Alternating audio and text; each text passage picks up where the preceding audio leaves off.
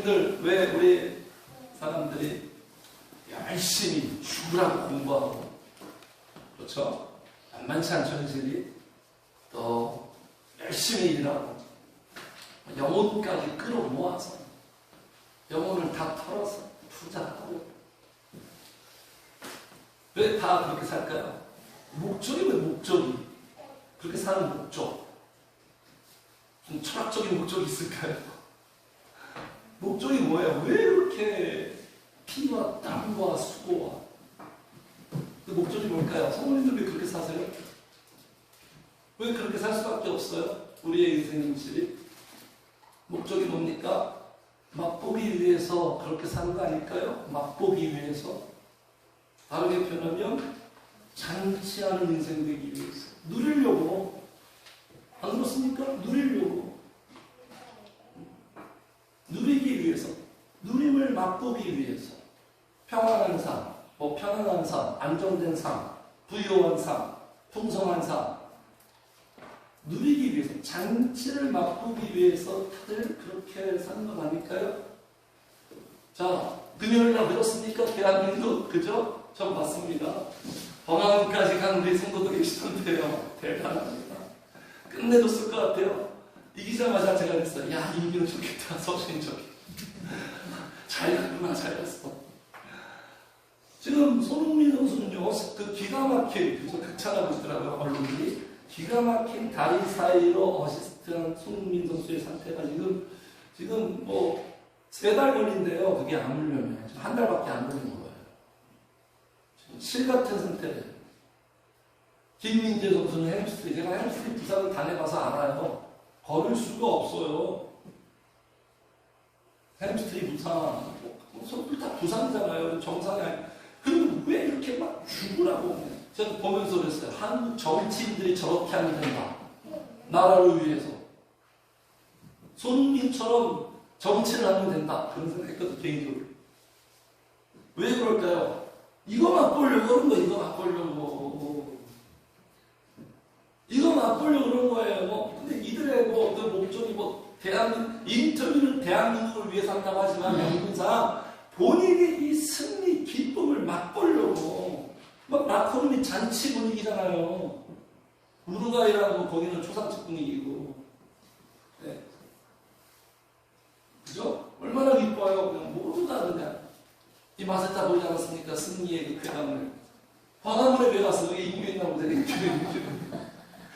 광화문에 그날 광화문에 왜 가요? 추운데 엄동선 안에 맛보려고 현장에서. 그죠?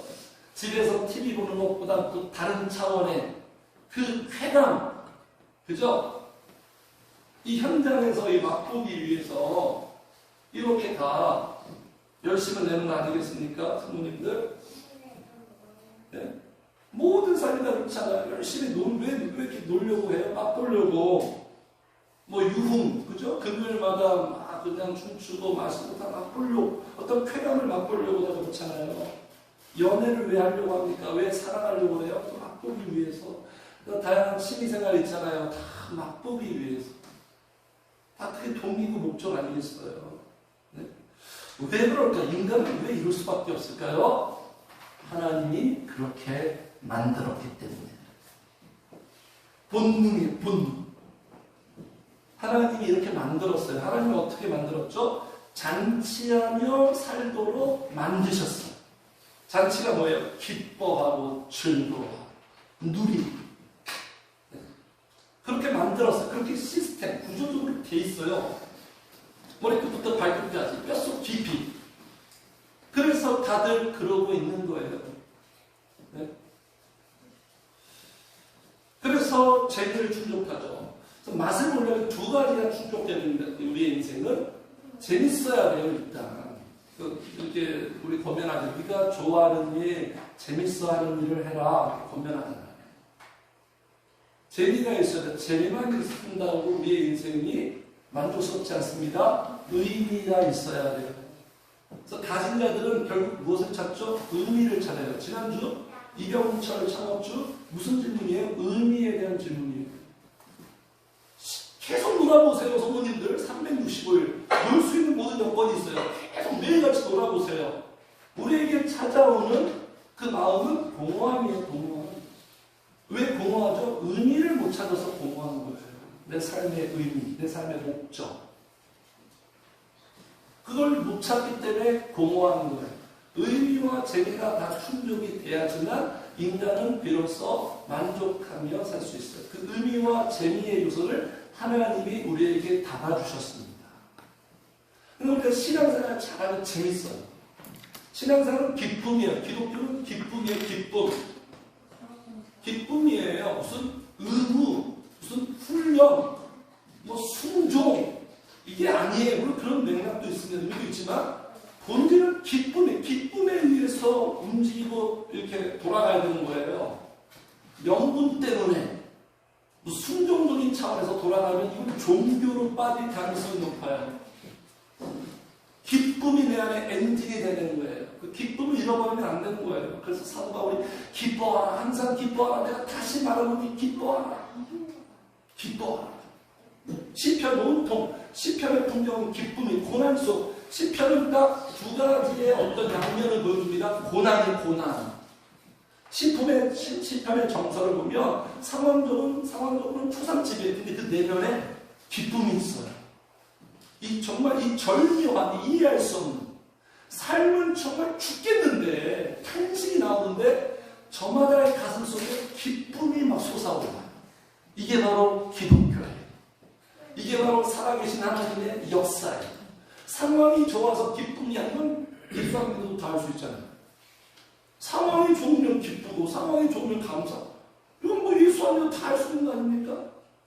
근데 우리 기독교의 능력이 뭔지 아십니까? 상황이 어렵고 힘들어도 내 안에 기쁨이 막 솟아오를 수 있다라는 거예요. 우리가 컨트롤하는 게 아니라 성령의 역사로 말미암아. 할렐루야. 네. 그것을 어떻게 말한다? 기적이다. 내가 기뻐할 수 있는 것, 내가 감사할 수 있는 것, 내가 주님을 섬길 수 있는 것, 이건 기적이다. 기적이다. 기적이라고 뽑았다는 설명이 안 되는 거예요. 그래서 이게 인간이에요. 잔치하며 살아가는 게 이게 우리의 정체성이고요. 하나님의 형상대로 창조받은 인간의 모습이에요. 그런데 이 잔치가 중단이 됐죠. 문제는 왜 중단이 됐습니까? 죄와 타락으로 말미암아 중단이 되는 딱 끊긴 거예요. 분위기 썰렁해진 거예요. 그래서 인간의 이 본성은 잔치를 해야 돼요. 기뻐하고 즐거워해야 돼요. 그냥 헤매는 거예요. 아우성이에요. 문무림. 이 세상의 모든 문화, 엔터테인먼트 다 기쁨을 잃은 인간들의 절규예요. 기뻐해야 돼요. 예수로 말미암아 성령으로 말미암아 기뻐하고 즐거워하는 길을 못 찾고 방황하는 거죠. 쾌락으로, 세상으로, 명예로, 물질로 이것으로 잔치하려고 해요. 이게 문제예요. 그게 딱 끊겨야 되는 거예요. 방향이 돌이켜야 되는 거예요. 그래서 하나님의 역사는, 회복의 역사는 뭐냐면 중단된 잔치를 다시 부활시키는 거예요. 예수님이 요한복음에서 첫 번째 이적이 어디에서 일어났죠? 가나 혼인 잔치예요. 잔치가 중단된 인생에게 예수님이 계획합니다. 예수님이 관여해요. 성령으로 말미암아 물이 변하여 포도주가 되는 그 포도주를 맛보고 이제 잔치가 새롭게 부활합니다. 하나님이 지금 나를 부르시고 지금 역사하고 하나님이 작업 걸고 있습니다. 그 목적이 뭔지 아십니까? 내 인생이 잔치하는 인생 되게 하여 하나님께서 지금 일하고 있는 거예요. 할렐루야. 네. 소망을 가지세요. 주님 없으면 소망 없어요. 세상은. 절망 그 자체, 그 팩트예요. 그러나 하나님이 살아 계시기 때문에, 살아 계신다는 건 일하신다는 거예요. 하나님이 일하시기 때문에 나는 영원한 소망을 갖고 있습니다. 성도의 가슴 속엔 세 가지가 있어야 되죠. 믿음, 소망, 사랑. 항상 있어야 한다. 고린도전서 13장에 이렇게 표현하고 있어요. 자, 그래서 오늘 본문에서 주님이 무슨 이야기합니까? 복음의 메시지를 전하고 있는데 잔치 이야기를 하고 있습니다. 오늘 우리가 집중하고 있는 본문뿐만 아니라 1절부터 14절까지도 지금 분위기가 잔치에 대한 스토리를 주님이 전개하고 있어요. 무엇을 반증하고 있습니까? 주님의 관심사입니다. 주님의 열망이에요. 우리의 인생이 잔치하는 인생이 되기를 원하시는 주님의 그 마음이 담겨있는 메시지예요. 잔치하기를 원하세요.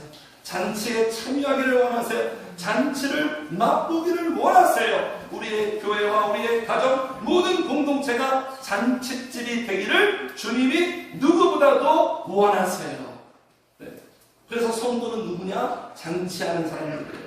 요한복음 12장 1절입니다. 6월절 몇세 전에 예수께서 베다니에 이르시니 이곳은 예수께서 죽은 자 가운데서 살리신 나사로가 있는 곳이라. 거기서 같이 읽어요. 시작. 예수를 위하여 잔치하였어요. 이게 성도. 누구를 위하여 잔치한다고요? 예수를 위하여 잔치. 오늘 이 예배 시간은 잔치하는 시간이에요. 잔치 한마디입니다. 나를 위한 잔치가 아니에요. 목적의 방향이 누구를 위하여? 예수 그리스도를 위한 잔치의 시간이에요. 우리가 주인공이 아니에요. 물론 오늘 나는 은혜를 받아야 돼요. 말씀을 들어야 돼요. 하나님의 뜻을 캐치해야 돼요. 그러나 2차 목적이고 1차 목적은 나를 통하여 하나님의 영광 받아야 돼요. 예수님을 위하여 잔치하였어요. 그래서 마르다는 일어나고 나사로는 예수와 함께 앉은 자 중에 있더라. 왜 예수님을 위하여 잔치할까요? 1절에 이렇게 표현되어 있습니다. 나사로를 살렸어요. 죽은 자 가운데 살리시는 큰 은혜를 받았기 때문에. 우리가 잔치하는 목적은 너무나 분명합니다. 그죠? 그냥 교회를 뭐 잔치하는 시간인가, 목사님이 잔치하라니까 막 이렇게 잔치를 움직이는 게 아니죠. 나에게 향하신 그 하나님의 은혜가 너무나도 분명하고 확실하기 때문에 잔치를 할 수밖에 없는 거예요. 주님을 위할 수밖에 없는 거예요.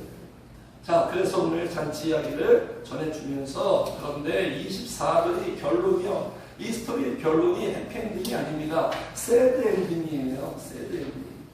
네? 불행하게 끝나요. 슬프게 끝납니다. 24절 같이 읽어요. 시작. 내가 너희에게 하노니 전에 전하였던 그 사람들은 하나도 내 잔치를 맛보지 못하리라 하였다 하시니라. 미국이죠. 그렇죠. 이야기가 잔치를 맛보며 기분 좋게 끝나야 되는데 잔치를 맛보지 못했다.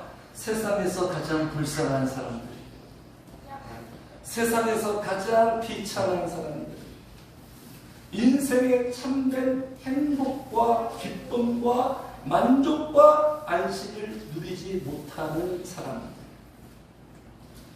이 사람들이 왜 이 잔치를 맛보지 못했을까요? 이게 우리의 질문이겠죠. 왜 잔치를 못 봤을까요? 실력이 없어서? 인성이 부족해서? 스펙이 부족해서? 수준이 미달리니까? 어떤 그 잔치, 어떤 파티에 참여하는 것도 아무나 참여할 수 없잖아요. 그렇죠. 수준이 있어야 들어가는 거예요. 아니면 이 사람들이 나이가 많이 들어서 네? 출입구에서 딱 막혔나요? 그래서 지금 잔치에 맛보지 못했을까요? 세상 잔치는 이런 것들이 결격 사유가 될 수 있죠. 왜 맛보지 못했을까요? 참여하지 않기 때문에, 참석하지 않았기 때문에. 왜 참여하지 않고 왜 참석하지 않았을까요? 이게 이유예요. 초청을 거부했어요. 어떻게 했다고요? 초청을 거부했어요. 거절했어요. 거절. 청함을 거부하고 거절했어요. 잔치에 맛볼 수 없어요. 거절하고 거부하면 잔치를 맛볼 수 없어요.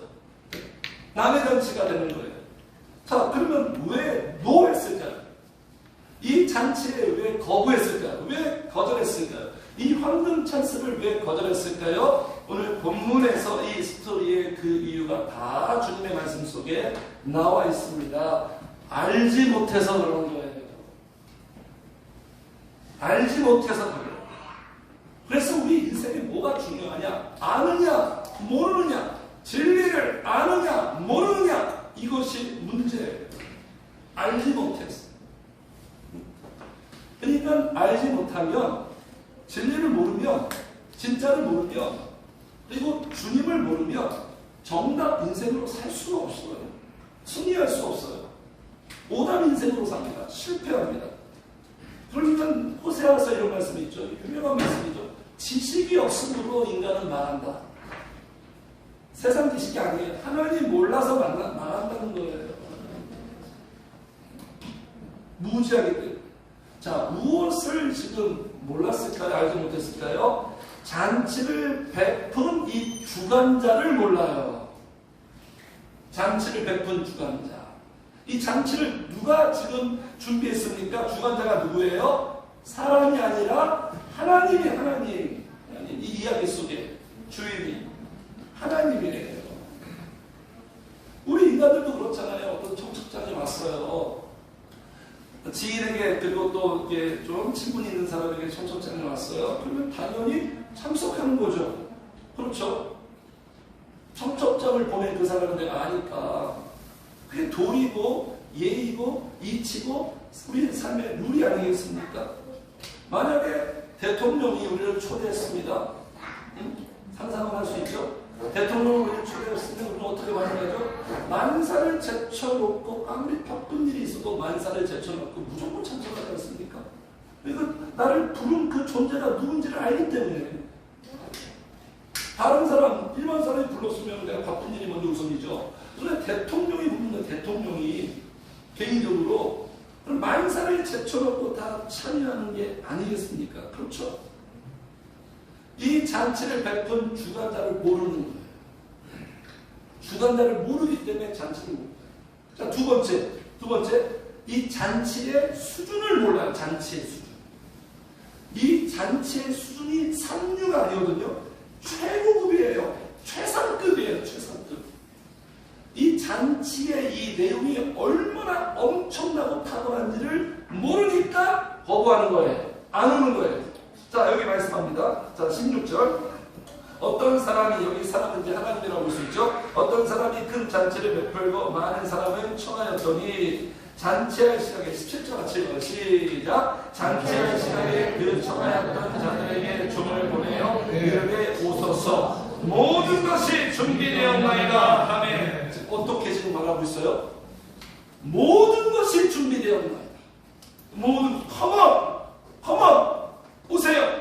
모든 것이 준비되었나이다. 성도님들, 이 세상에서 누가 어떤 곳이 이렇게 말할 수 있어요? 모든 것이 준비됐다. 이렇게 말할 수 있는 곳이 있을까요? 아무리 탁월한 곳일지라도, 아무리 고급스러운 곳일지라도, 화려한 곳일지라도 누가 이렇게 말할 수 있어요? 아무리 준비를 잘해도 이렇게 말할 수밖에 없잖아요. 부족하지만 참여해 주셔서 감사해요. 마음에 드실지 모르겠네요. 저희는 최선을 다했는데 아무튼 좋은 시간 되세요. 그렇게 말할 수밖에 없잖아요. 모든 것이 준비되었다. 이건 무슨 말입니까? 완벽하게 그리고 우리를 충족시킬 수 있다는 거예요. 만족시킬 수 있다는, 기대에 실망하지 않는 만족시킬 수 있다는 거예요. 이 잔치집이, 이 주인이 준비하고 있는 이 잔치집이, 성도님들, 네? 어디 하나 빠질 것 없는, 모자르거나 부족함이 없는 그 잔치. 그래서 성도님들 이 잔치를 맛보면 감탄사가 나올 수밖에 없죠. 지금까지 내 인생에 이런 잔치가 없었다. 지금까지 내 인생에 비교가 불가능한 거예요. 비교가. 성도님들, 우리 하나님하고 우리의 이 신앙의 은혜로운 세계, 세상 어떤 것과 비교할 수 있어요?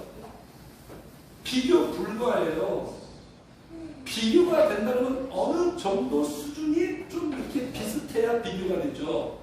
예를 들어서 벤츠 자동차를 비교할 수 있는 차는 뭡니까? 벤츠에 조금 이렇게 대응할 수 있는 뭐 BMW나 그죠? 포르쉐나 이렇게 비교하는 거예요. 근데 벤츠랑 무슨 티코랑 비교가 돼요? 비교가 안 되는 거예요. 비교할 가치도 안 되는 거예요. 하나님이 우리에게 마련해 주신 이 잔치는요, 비교할 수 없는, 우리가 아직 맛을 온전히 맛보지 못해서 그런 거예요. 문제는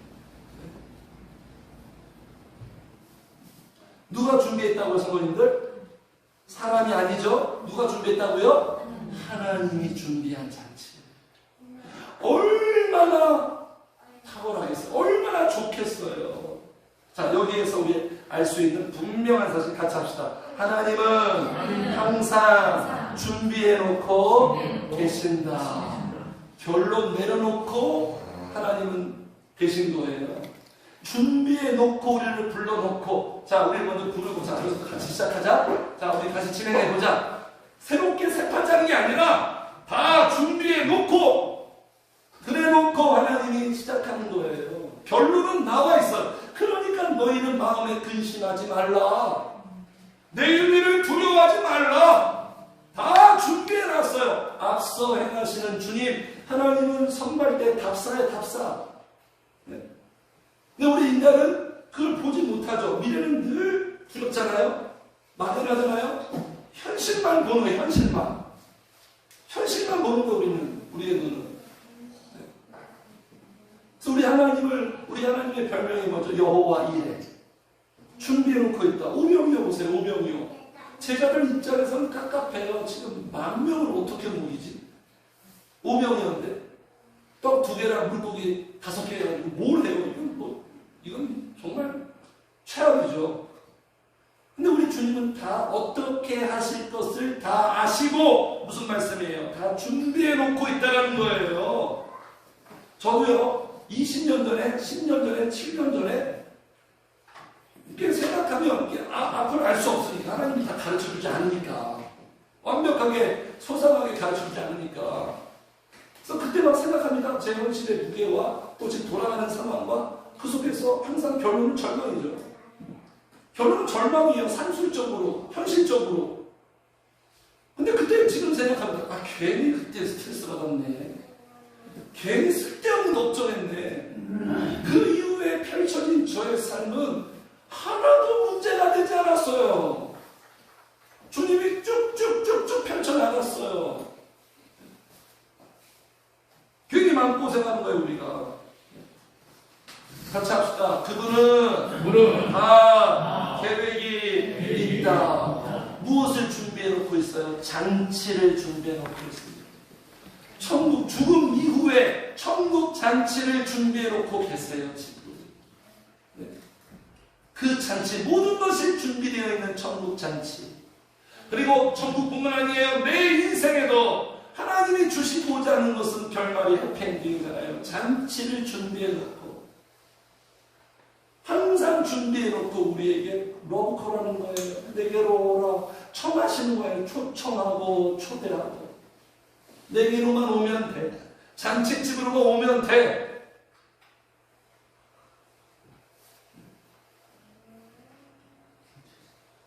그래서 이 잔치의 수준을 몰라서 거절한다는 거예요. 또 무엇을 모를까? 잔치집을 몰라요. 내 인생의 잔치집, 하나님이 지정하신 잔치집, 그곳은 어떤 곳일까요? 교회예요.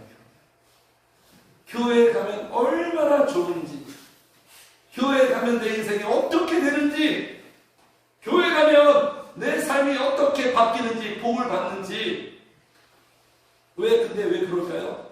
왜 주저할까요? 오늘날 교회의 능력을 잃어버려서 그래요. 교회 성령의 역사가 없으니까 뭐 교회 가봤자 뭐 별거 아니에요. 그러나 하나님께서 정하신 교회는 그렇지 않아요. 잔치집이에요. 잔치집. 잔치집. 그리고 또 문제가 뭡니까? 지금 여기 계속 17절에 보니까 잔치할 시각에 그 청하였던 자들에게 누구를 보내서? 종을 보냈어요. 하나님이 직접 오지 않습니다. 직접 나타나지 않아요. 하나님 일하는 방식 아시죠? 하나님은 언제나 사람을 통해서 일하는 거 아시죠? 주의 종들, 택한, 선별한 종을 통해서 종을 보내어 이르되 오소서. 그러니까 종의 메시지는 뭐예요? 목사들의 메시지는 뭐죠? 오세요. 교회 오세요. 예배 오세요. 오소서에 오소서.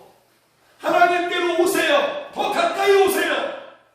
힘든가요? 어려운가요? 뒤로 물러가지 마세요. 머뭇거리지 마세요. 주저하지 마세요. 발판을 당하지 마세요. 더 달라붙으세요.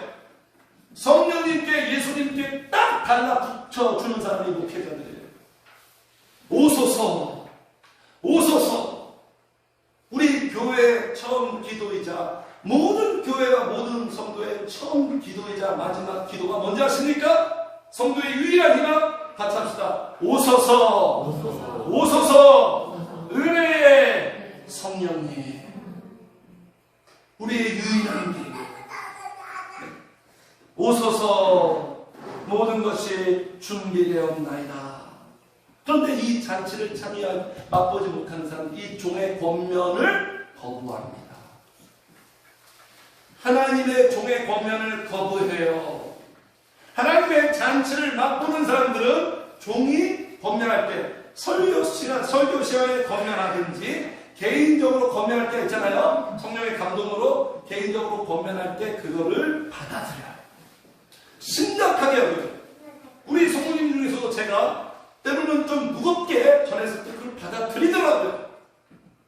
하나님이 잔치를 맛보게 하시더라고요. 잔치. 종의 권면을 받아들여요. 거부하지 않아요. 왜 그럴까요? 성도는 왜 그래야 할까요, 성도님들? 네? 마태복음에 말하고 있습니다. 같이 읽어요. 시작. 너희를 영접하는 자는 나를 영접하는 것이요, 나를 영접하는 자는 나를 보내시기를 영접하는. 하나님 이렇게 보세요. 하나님이 이렇게 보시는 거예요. 그래서 종이 어떻게 고면했다, 수용하지 않은 것은 그 목사님을 수용하지 않는 게 아니라 하나님의 뜻을 수용하지 않은 것으로 봅니다. 하나님 이렇게 보면 이렇게 하나님 이렇게 해석해버립니다.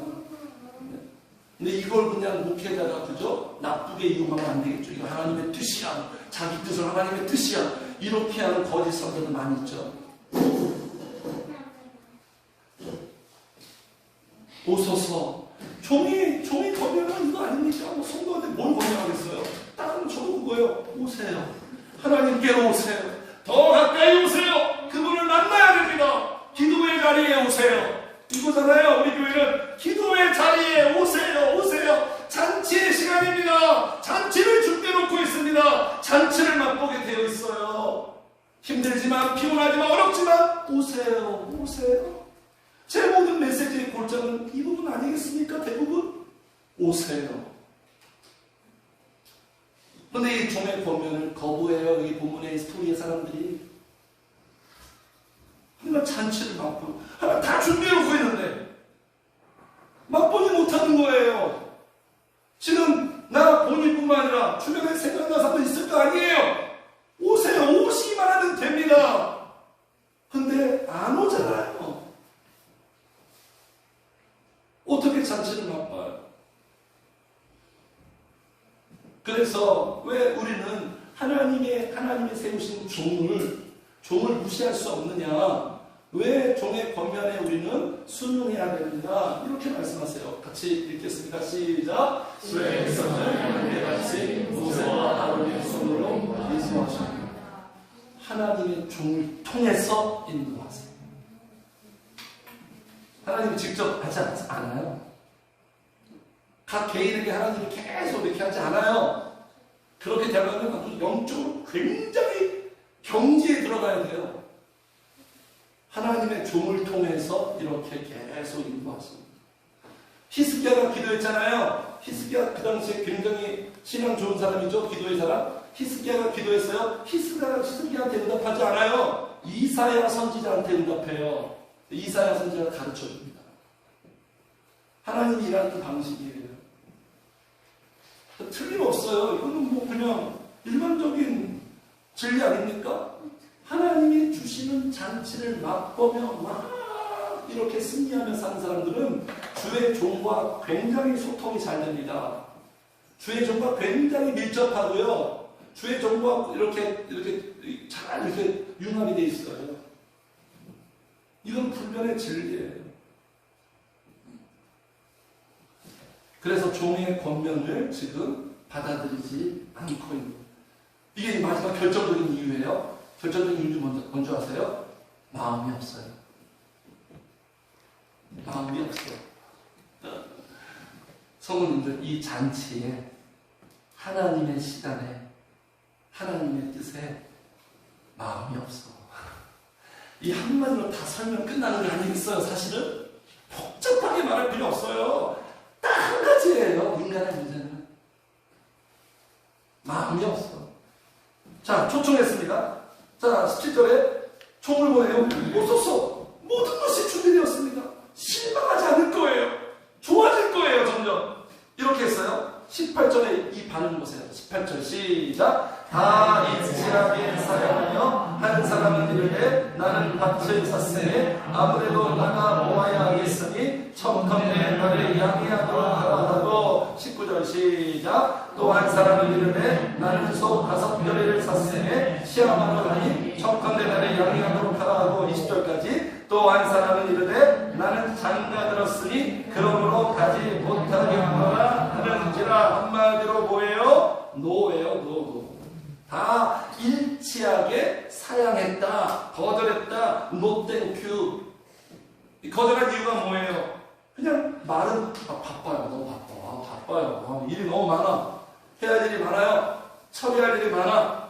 지금 상황이 지금 참석하기가 어려워요. 무슨 일이에요? 한 사람은 땅을 샀대. 또 한 사람은 소를 샀대. 이게 다 무슨 관련된 일입니까? 돈 버는 일. 경제에 관련된 일이죠. 그리고 또 한 사람은 20절에 보니까 자기는 장가 들었대요. 결혼 생활, 배우자에게 집중해야 할 때예요. 지금은 지금 배우자와 함께 지금 생활해야 돼요. 무슨 문제입니까? 사람의 문제예요. 사람에게 집중. 한마디로 지금 거절하는 이유가 뭐예요? 돈과 사람에 매여 있어요. 이게 더 이 사람들에게 우선이에요. 그러니까 지금 말은 아주 너무 바빠요. 해야 할 일이 많아요. 돈 벌어야 돼요. 또는 지금 난 결혼했거든요. 그 사람에게 집중해야 돼요. 또는 그 사람이 뭐 싫어하나 봐요. 뭐 이런 가지 이유와 변명을 되겠죠. 근데 이건 진짜 이유가 아니에요. 우리 알고 있잖아요. 뭔가 중요한데 이게 정말 이걸 해야 되는데 그 사람이 자꾸 자꾸 변명해, 자꾸 핑계. 우리 직감적으로 알잖아요. 무슨 상태예요? 마음이 없는 거예요. 마음이 없을 때 변명하는 거예요. 핑계 대는 거예요. 마음이 없는 거예요. 원하지 않는 거예요. 제가 이렇게 공부할 때도 수련회 되면은 개별적으로 막 전화합니다. 꼭 가자. 이번엔 너무 좋은 시간이야. 은혜로운 시간 될 거야. 참석하면 실망하지 않을 거야. 제가 초청해요. 그러면 하나같이 그냥 이렇게 말하는데요. 목사님, 전도사님 저 가기 싫어요. 그게 본실이거든요. 근데 다 핑계거리, 학원, 어떻게, 엄마가 온갖 변명과 핑계거리. 그 마음 딱 하나예요. 가기 싫은 거예요. 간절하지 않은 거예요, 성도님들. 하고 싶지 않는 거예요. 마음이 없는 거예요. 그래서 마태복음에서 주님이 분명하게 표현합니다. 똑같은 사건을 마태복음은 다르게 또 표현하죠. 자, 같이 읽어요. 시작. 그 종들을 보내어 그 정한 사람들을 인간치에 오라 했더니 오기를 싫어하는 이거예요. 싫은 거예요. 오기를 싫어하는 거예요, 그냥. 우리의 육신의 본성은요, 근본적으로 영적인 걸 좋아하지 않아요. 이게 타락한 모습이에요. 영적인 것을 좋아하기 시작한다. 이건 기적이에요. 그러면서 이 변화된 모습이에요. 그냥 주일날 예배에 그냥 응응하고 참석하는 거예요. 그냥 습관적으로. 지금 이 몸뚱아리가 앉아있는 게 이게 주님 보시는 거 아니죠. 지금 우리의 마음의 마음. 지금 마음을 보시잖아요. 우리 중심 보시잖아요. 오기를 싫어하고는 그 다음에 있겠습니다. 그들이 돌아보지도 않고 한 사람은 자기 밭으로 한 사람은 자기 사업하러 싫은 거예요. 그러니까 지금 돌아보지도 관심도 없어요. 무슨 전단지, 그죠? 우리 그렇잖아요. 무슨 전단지 그런 게 있잖아요. 걸을 때 전단지 정도 하나님의 초청을, 하나님의 말씀을, 하나님의 뜻을 그냥 전단지 정도로만 그냥 생각해요. 너무 서글픈 비극이죠. 같이 합시다. 우리의 몸과 시간은 마음에 의해서 결정된다. 우리의 몸과 시간은 마음에 의해서 결정되는 거예요. 마음에 의해서 좌우되는 거예요, 성도님들. 마음 따라 가는 거예요. 은혜 받고 싶은 마음, 주님 만나고 싶은 마음, 내 인생 잔치하는 건 주님밖에 없는데 기도하고 싶은 마음, 이 마음에 따라 몸이 가고요, 스케줄이 딱 정해지고 배분되고 그렇게 되는 거예요. 내 마음이 중요한 거예요. 내가 얼마나 참석했느냐, 내가 얼마나 하고 있느냐, 이게 중요한 게 아니라 지금 내 마음이 어떤가, 하나님을 향해서 주님을 사모하고 있는가, 그걸 좋아하고 있는가, 난 좋아서 하고 있는가, 이런 근본적인 질문을 우리 끊임없이 성찰하며 던져야 되는 거예요. 그래서 성도님들, 우리 인간은요, 우리 인생은 무슨 연속입니까? 선택과 결정의 연속이잖아요. 일상에서도 짜장면을 먹을까, 짬뽕을 먹을까, 수많은 선택과 결정의 연속 아니겠습니까? 그 선택과 결정을 얼마나 우리가 지혜롭게 하느냐에 좌우하는 거예요. 그런데 그 선택과 결정은요, 어떻게 결정하는 거 아십니까? 가치관에 의해서 결정하는 거예요. 저마다 다 가치관이 있어요. 신앙생활의 가치관이 재조정이 됩니다. 리셋이 되는 거예요. 가치관이 무너져서 다 망하는 거예요. 인생 헛수고하는 거예요. 딱 잔치집에 와서 주님께서 은혜 주시면 내 안에 잘못된 왜곡된 가치관들을 하나님이 바로잡아줘요. 성령께서 그 작업을 합니다. 말씀을 통해서, 기도 작업을 통해서. 성도님들의 제일 가치관은 뭐예요? 다 가치관이 있을 거예요. 그 가치관에 의해서 나는 선택하게 되어 있어요. 결정하게 되어 있어요. 시간 사용하게 되어 있어요. 그래서 히브리서에서 믿음의 사람들은 어떤 사람입니까? 이 동사가 나오죠? 더 좋아하고. 그 어떤 것보다 하나님을 더 좋아하고. 그런 가치관.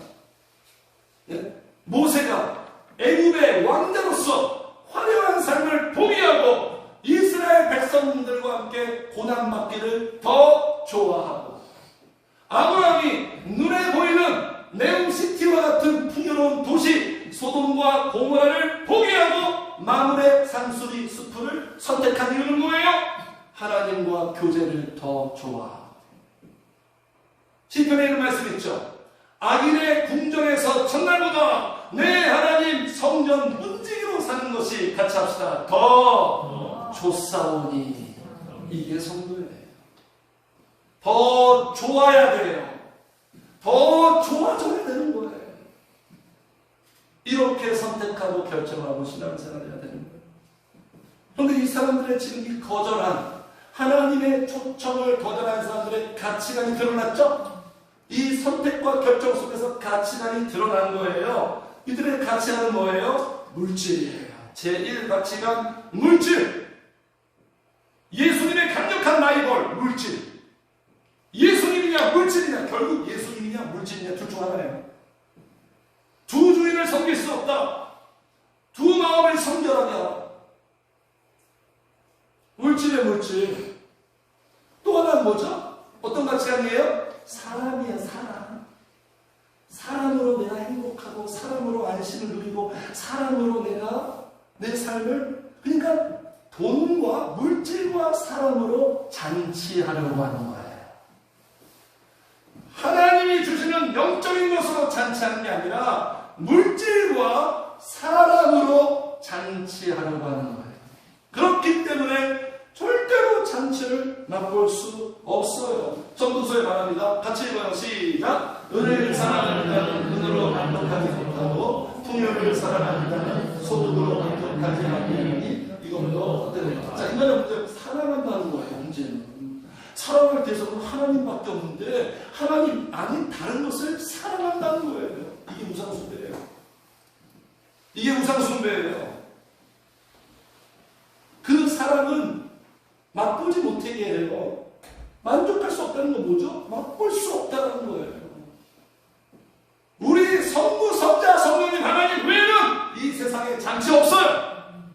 절대로 맛볼 수 없어요. 절대로. 가정도 없어요. 그냥 이거 아니면 이거예요. 복음은 너무나 명확해요. 절대로, 성도님들 절대로 한 100번 하고 싶네요. 절대로 맛볼 수 없어. 절대로. 하나님의 잔치집에서 성령으로만, 하나님으로만 우리는 기뻐하고 즐거워하고 안식하고 평안하고 힘을 얻고 만족하고 맛볼 수가 있는 거예요. 그런데 세상 사람들은 먼저 육신적인 것으로 잔치하려고 하죠. 육신적인 것을 얻으면 잔치할 수 있다는 이런 착각에 빠져 살죠. 망상이죠, 망상. 누릴 수 없어요. 누구죠, 이 사람? 흑백인데 잘 못 알아보겠죠. 누구예요? 누구의 사람? 그룹 퀸의 리드 보컬 프레드 머큐리. 천문학적인 돈을 벌었어요. 부와 명예. 그죠? 보헤미안 랩소디 영화 보셨습니까? 그 벌어진 돈, 그 마음이 예수님이 없으니까 공허해서 사람으로, 자꾸 사람으로, 동성이 또 빠지죠? 사람으로 잔치하려고 해요, 사람으로. 근데 충족이 안 돼요. 나중에는 그 천문학적 액수를 어떻게 사용하죠? 누구는 뭐 10년에 한 번에 할까 말까 파티를 매일 밤 벌입니다. 매일 밤. 매일 밤 파티예요. 그 파티에 들어가는 돈이 뭐 매일 밤 막 5억, 막 2억, 3억. 근데 파티가 끝나고 혼자 초라하게 남습니다. 공허한 모습. 어떤 장면이 그렇잖아요. 드라마든 영화든 뭐 파티를 막 하고 끝나면 꼭 어두워지고 어두컴컴해지고 큰 저택에서 혼자 고스란히 남아서 공허한 그 모습 보이잖아요.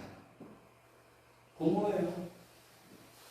파티를 마음껏 즐겨요. 사람들 다 초청하고 하고 싶은 거 다 해요. 그냥 뭐 못하는 게 없어요. 절대로 그 잔치로 이 사람은 만족 못해요. 잔치를 맛볼 수가 없는 거예요. 더 공허한 거예요. 더 공허하니까 이게 악순환이에요. 더 공허하니까 그 공허한 가슴을 메꾸려고 더 빠지는 거예요. 더 마약하고 더 마약하고. 처음엔 술로 시작해요. 술도 안 돼. 담배도 안 돼. 여자도 안 돼. 나중에 최종적 마약. 마약해요. 쾌감. 마약 안 하면서 모르겠지만 쾌감 확 빠져요. 근데 그게 더 자기를 죽이잖아요. 결국은 우리 알고 있는 대로 후천성명은 결핍증 에이즈로, 동성애 에이즈로 일찍 생을 마감하잖아요. 세상의 파티는 절대로 맛볼 수 없어요. 세상의 유혹에 세상 물질로 사람으로도 절대로 잔치를 맛볼 수 없는 거예요. 우리는. 아무리 그 관계가 서로 다 예수 믿고 아무리 그 서로 관계가 서로 사랑하고 사랑받고 축복하고 완벽할지라도 그 사람으로는요 내 영혼을 채울 수가 없어요. 제가 늘 말하잖아요. 하나님께서 이렇게 만나게 해주신 찰떡궁합 저랑 우리 아내 너무너무 저희 좋거든요. 행복하고 저는 아내에게 늘 감사하고 그럼에도 불구하고 제 마음을 채워줄 수 있는 것은 조수영 사모가 아니에요. 절대로 조수영 사모는 제 마음을 채울 수가 없어요. 제 마음을 채우고 저를 잔치하고 만족하게 하실 분은 오직 한 분, 예수 그리스도밖에 없어요. 성령님밖에 없어요. 그래서 인간은 본질적으로 외로운 사람들이에요. 인간은 모든 것을 다 가져도 외로운 사람들이에요. 그 외로움은 우리 신랑 되신 예수님밖에는 채워줄 수 없는 거예요. 이게 우리 인생의 실존이에요. 실존. 이걸 빨리 알아차려서 성령님께로 오소서. 그 러브콜에 내가 반응해서 자꾸 성령님과 만나는 자리로 가야 되는데 그걸 몰라가지고 자꾸 다른 것으로 잔치하려고 채우려고. 이게 얼마나 미련합니까? 이게 얼마나 답답해요. 그러고 있으면 그 답답한 게 시간은 계속하고 세월을 아껴야 되는데 사랑하고 행복하고 잔치할 시간도 별로 없는데 짧은데 훅 가잖아요. 벌써 40, 50이에요. 성도님들 금방 가요. 올해 다 갔잖아요. 벌써 잔치할 시간도 별로 없어요. 지금 시간 충분합니까? 시간 충분하게 생각해요? 그렇지 않아요. 빨리빨리 주님이 오라고 할 때 빨리빨리 가서 힘을 내서 나 자신을 만들고 세우고 그래서 하나님이 준비하신 그 모든 계획들을 하나씩 빨리 주님과 호흡하고 리듬을 맞추며 그렇게 진전시켜야 되는데 그 속도와 그 호흡과 박자를 우리가 못 맞추고 있으니까 하나님은 계속 발 동동 구르는 거죠. 하나님은 발 동동 구르는 거죠. 그래서 그런 거예요, 성도님들. 그래서 주인의 마지막으로 보겠어요. 주인의 반응 중 우리에게 제일 중요한 건요 주인의 반응이에요. 하나님의 반응이 제일 중요한 거예요, 성도님들. 이게 제일 우리가 귀추가 주목되는 거예요. 두려워해야 되는 거예요. 하나님의 반응을. 정말 하나님이 어떻게 반응하시죠? 21절 같이 하겠습니다. 시작. 종이 돌아와 주인에게 그대로 고하니 이에 집 주인이 노하여. 같이 합시다. 내가 같이 한번 해주세요. 내가 노하면 하나님도 노하신다. 진노하세요. 진노하세요. 하나님이 지금 무엇 때문에 진노할까요? 도덕적인 것 때문에, 윤리적인 것 때문에, 무슨 죄를 더 많이 범하고 안 범하고 그것 때문에 지금 노하는 게 아니에요. 무엇 때문에 노하는 거예요? 거부한 거예요. 거부. 하나님이 제일 싫어하고 하나님이 제일 용서할 수 없는 딱 한 가지 죄가 뭔지 아세요? 예수님 거부하는 거예요. 세상의 모든 죄를 다 용서받지만 용서받을 수 없는 한 가지, 예수님을 거부하는 거예요. 믿지 않는 거예요. 우리 인간끼리 그렇잖아요. 청첩장 보냈어요. 또 와야 돼. 그 사람은 나와의 관계를 볼 때 당연히 올 사람인데 안 왔어. 전화도 없어. 무슨 생각해요? 나를 이렇게 여기는구나. 그렇게 해석해버리잖아요. 똑같아요. 하나님도 같아요. 지금 오지 않았다는 거부했다는 건 하나님에 대한 마음이자 멸시예요. 멸시. 하나님을 멸시하는 거예요. 그래서 하나님을, 예수님을 거부하면 주님도 그냥 지나가시는 거예요. 복음서 보세요. 예수님 거부하는 곳에 주님이 은혜를 베풀지 않아요. 그냥 지나가 버려요. 주님을 지나가게 하면 안 되죠. 주님을 멍게 해야죠. 멍게. 다윗의 야손 예수 그리스도예요. 주님 딱 붙잡고 멍게 해야 되잖아요. 기도하는 사람에게 머뭅니다. 기도하는 사람에게 머물러요. 우리 주님은, 성령님은. 그래서 이것을요, 어떻게 하나님을 말씀하시느냐, 지금 이 사람들의 반응을 하나님 어떻게 보시느냐, 어떻게 보는 줄 아세요? 시편에 보니까 완악하대요. 하나님이 말씀하시는 완악함은 이거예요. 자, 이거 보세요. 파티. 영화 늦게 보여주네. 맨날 파티예요. 자, 이게 하나님의 뜻이에요. 우리를 향한 하나님의 뜻, 하나님의 초대장이에요. 나는 너를 애굽 땅에서 인도한 너와 너와 하는 내 입을 크게 열라. 입을 크게 열라. 마음을 크게 열라. 성도님들 아무리 은혜롭고 설교 잘해도 성도들이 마음 딱 닫고 있잖아요. 그럼 절대 맛보지 못해요. 마음을 딱 닫고 있으면 절대로 맛보지 못해요. 입술을 크게 열라. 그러니까 하나님을 크게 사모해라. 은혜 받는 것을 원해라. 나를 원해라. 이게 하나님이 원하는 거예요. 뭐 부모 공경해라, 이것저것 그런 매뉴얼이 아니라 하나님이 원하는 이거예요. 나를 원해라. 입술을 크게 열어라. 그러면 내가 채우리라. 입술을 얼마나 크게 연 그 크기만큼 하나님은 채우십니다. 정확하게 치수를 아세요. 그런데 이게 하나님의 뜻이에요. 내가 어떻게 말하죠? 내 백성이 내 소리를 듣지 아니하며 이스라엘이 시작 나를 원하지 아니하였도다. 성도님들 질문할게요. 하나님 원하세요?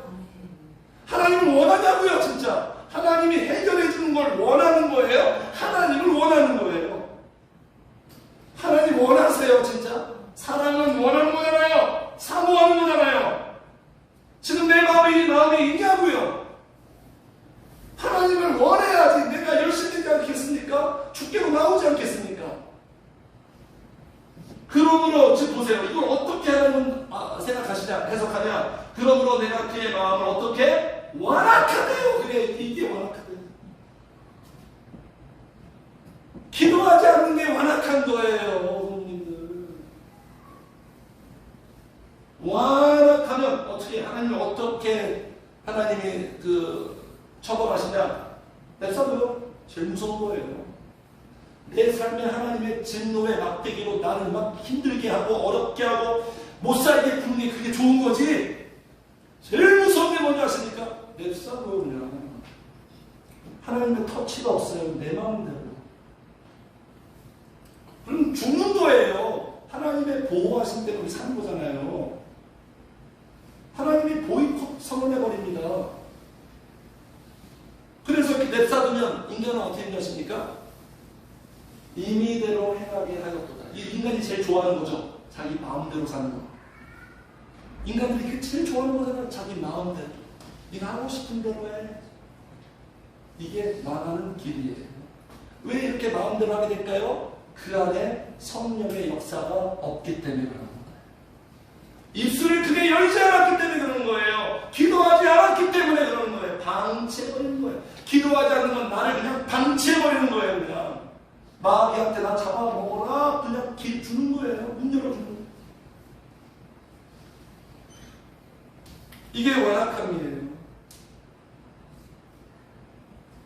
그래서 주님께서 이렇게 말씀하시고 여기 보세요.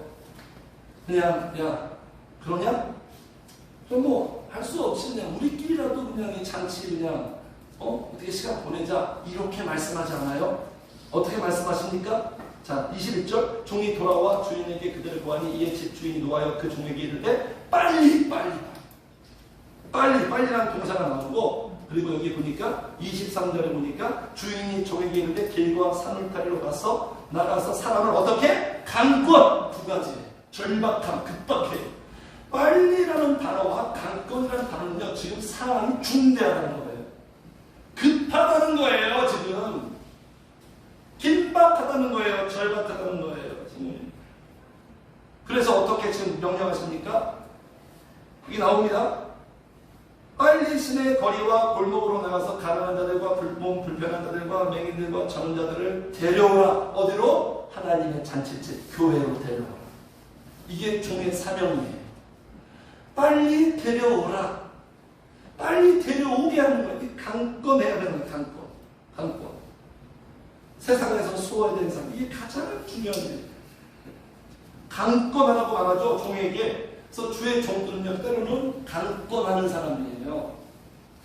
성도들을 기다려주고, 품어주고 이렇게 하지만 때로는 강권해야 되는 거예요. 강권. 만약에 제가 성도님들에게 강권하지 않고 그냥 늘 내버려두기만 하면 어떻게 되는 거예요?